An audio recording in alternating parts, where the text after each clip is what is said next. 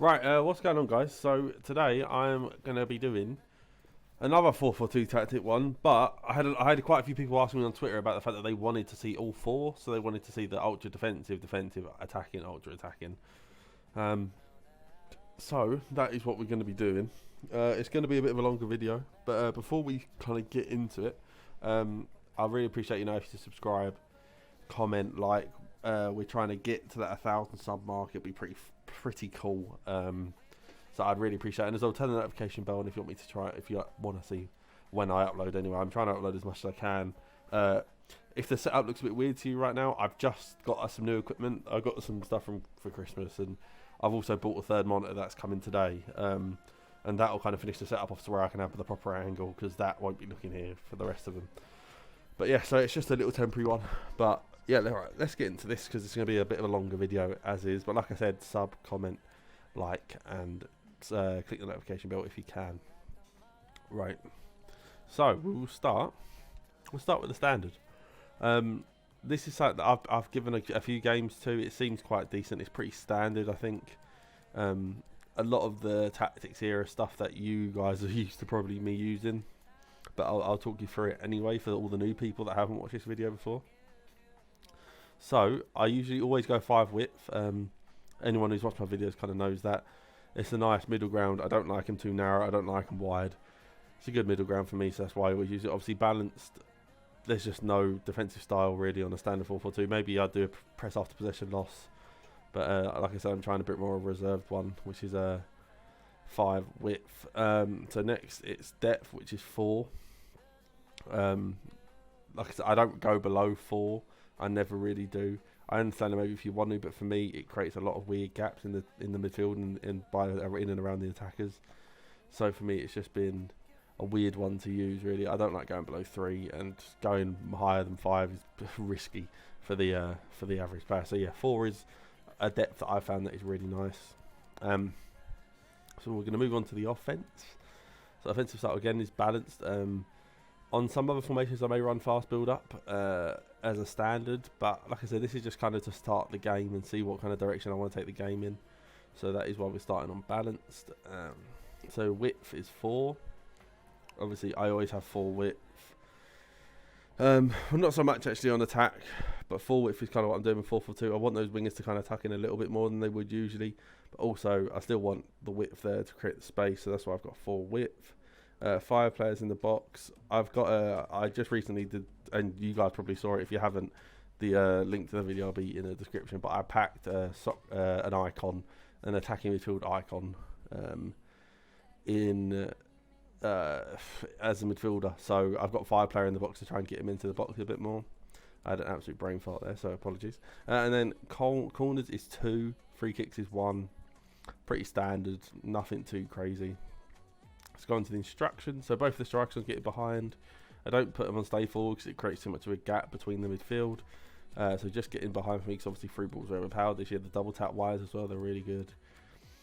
So now we've got the left mid and right mid. Both instructions are the same. It's the same for both, the left mid and right mid, so I don't need to show you both. But it's cut inside on chance creation. Like I said, I want them to tuck in a bit more and create a bit more opportunities in the inside and passing.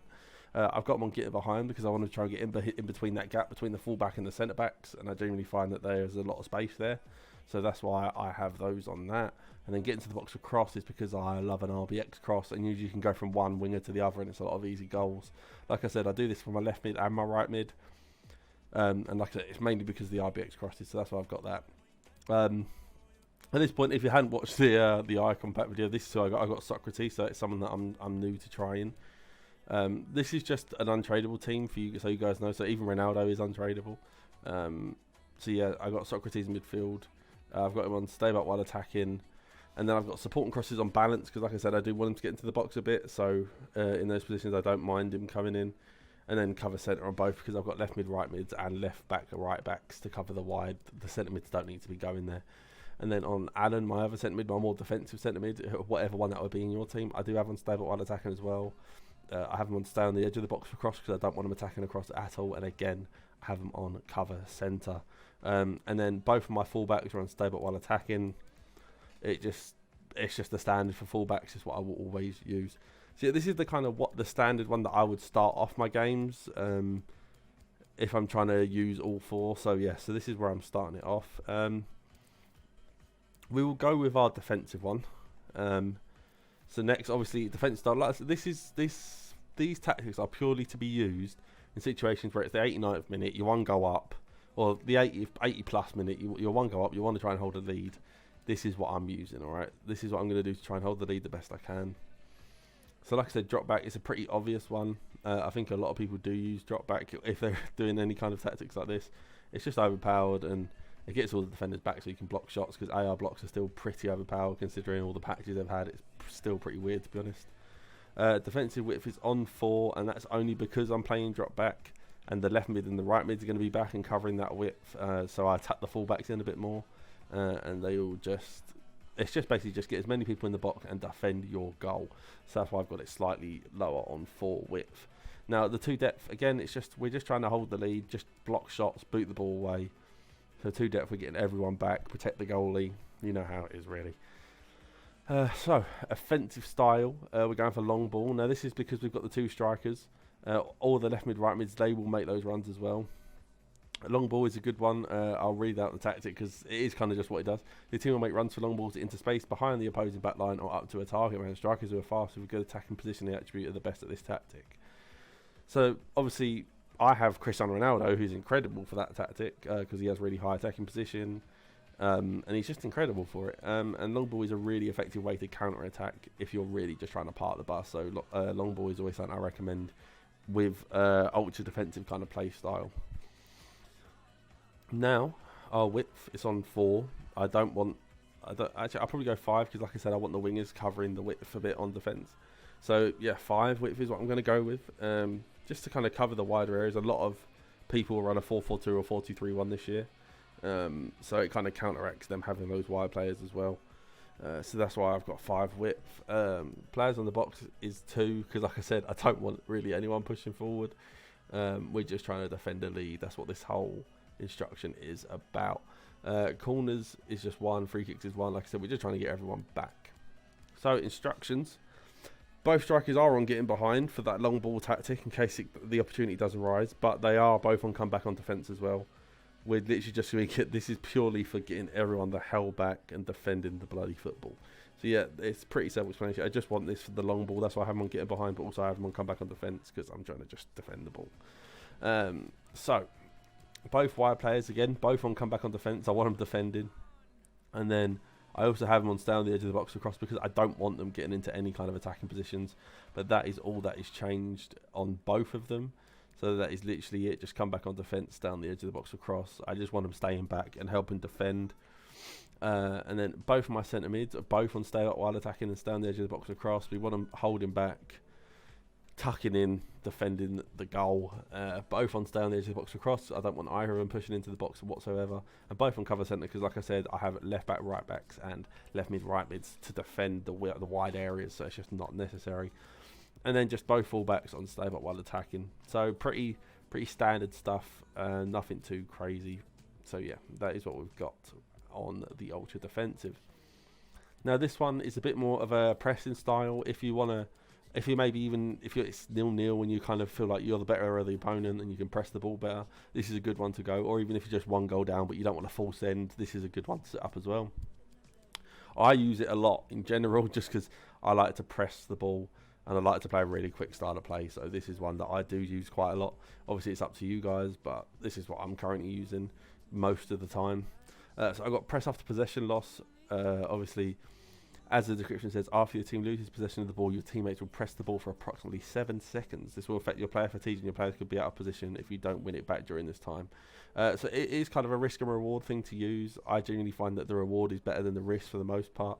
So like it says, you do press the ball for 7 seconds. It does drag people out of position and it does tire your players out.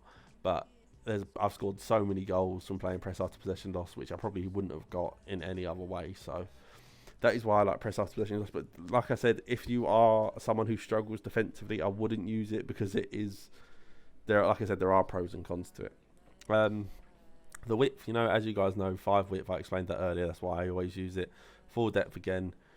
it's just where I'm most comfortable at. Obviously, you guys can tweak these tactics if, like, after you use them, if it's just to suit you a bit better. This is just what suits me. I need you guys to remember that these are made for me. They're not made for use. So just be careful and play around with it if you think it's a bit off for you. So offensive style is fast build up.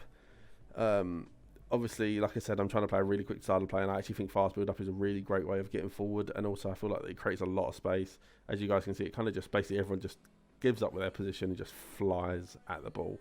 And like I said, with the press after possession loss, it does open you up to counter attacks, and it is harder to defend with this formation. So you do have to be sure that you want to do this, and you have to be good defensively to use it. So please keep that in mind. So width is 4 width. It's just kind of what I found is my best one on 4-4-2. Obviously, I explained it earlier. That's what I'm using. Players in the box is 6 on this one. I'm being slightly more aggressive than that other centre mid that's a bit more attacking. I want them pushing in more. Obviously, as you knew, Socrates. So that's why I've got it up to 6. Because like I said, I'm just trying to score more goals with this formation.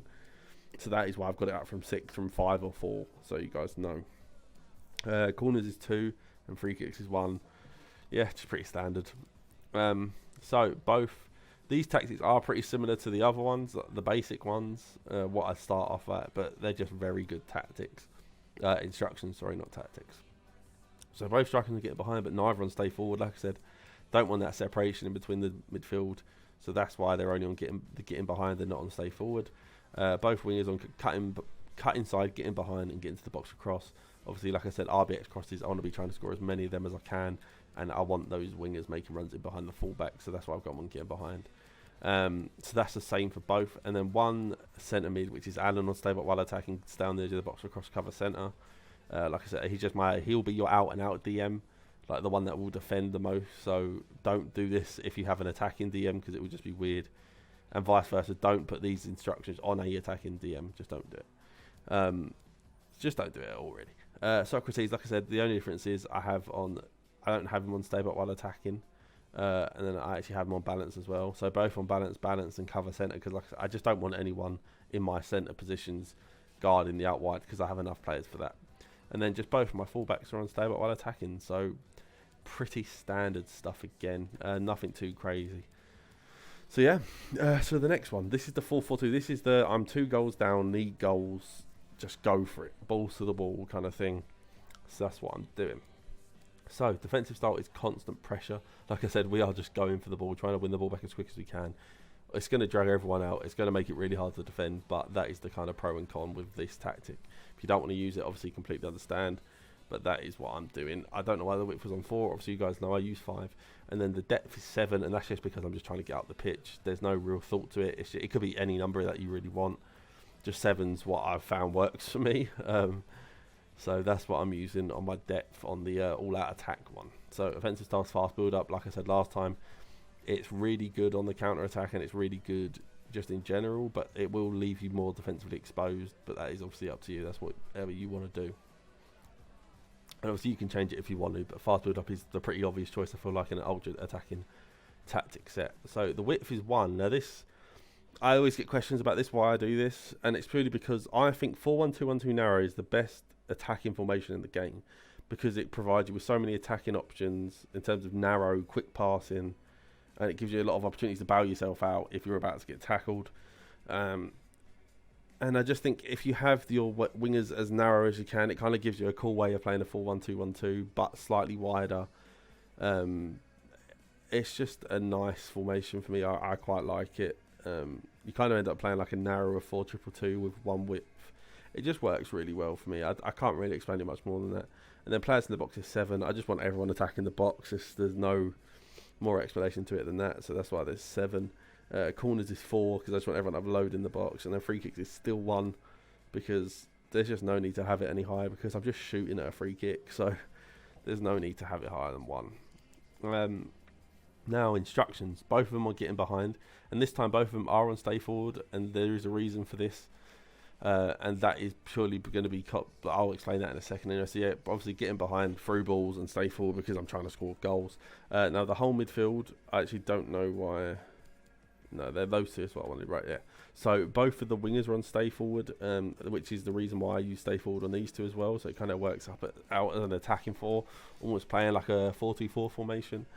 And then I have the standard cut inside, getting behind and getting to the box for cross, which I've explained already for the RBX crosses, for getting behind the fullbacks. And just genuinely, it's the best thing I find on the wingers. Both of my midfielders this time I don't have on stay up while attacking, and both of them I do have on getting the box to cross. Like I said, I'm trying to score as many goals as I can, so I want them getting into the box to cross. And both of them are still on cover centre because I still have wide players to defend. They don't need to be doing that job, so that is why that is there. And then both fullbacks are on balanced attack. I don't have them on attacking because I do want some sort of defensive. So I don't concede more goals than I already have, but also I don't want them on stay while attacking. So that's where I found it works the best with them. So that's why I have them on both on balanced. Yeah, guys. So this has been me. It's been a long old video, but this is 442. It's been highly requested on my Twitter, and hopefully you guys really do enjoy the video. If you guys like the video, let me know. Comment, subscribe, and I'll see you guys in the next one. Peace.